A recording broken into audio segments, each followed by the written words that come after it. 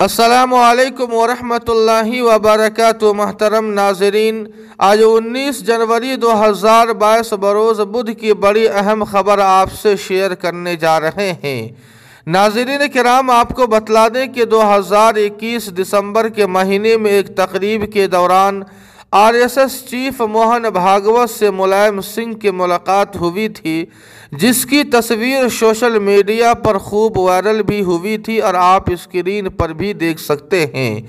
लेकिन नाम निहाद तमाम सेकुलर पार्टियां इस मामले में खामोश रही थी।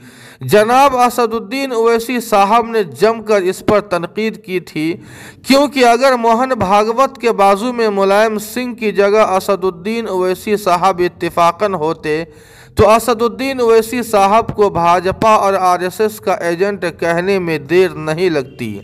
नाज़रीन किराम, असदुद्दीन ओवैसी साहब को बदनाम करने के लिए इस फोटो में तरमीम करके मुलायम सिंह की जगह पर असदुद्दीन ओवैसी साहब की तस्वीर लगा दी गई है और उसे वायरल भी कर दिया गया, जैसा कि आप स्क्रीन पर भी देख सकते हैं। और तस्वीर देखने के बाद आपको बिल्कुल एहसास नहीं होगा कि इस तस्वीर में कोई तरमीम भी की गई है। लेकिन नाज़रीन किराम, गुज़िश्ता कल 18 जनवरी की शब को यह खबर आई है कि जिस शख्स ने यह गंदी हरकत की थी, पुलिस ने उस शख्स को गिरफ्तार कर लिया है।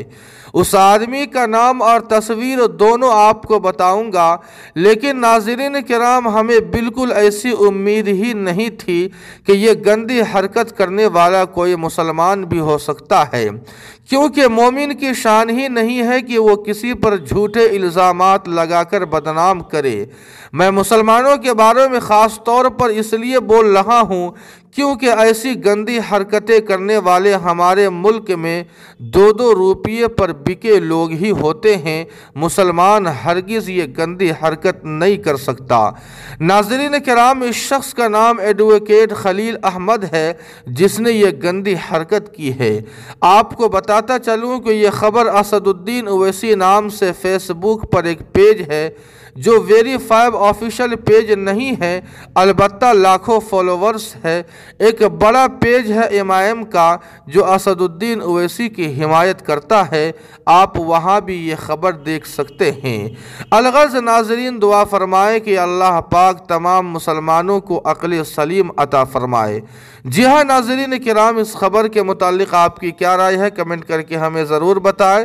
वीडियो को लाइक और शेयर कर दे और कासमी जीके को सब्सक्राइब करना न भूले। वस्सलामु अलैकुम।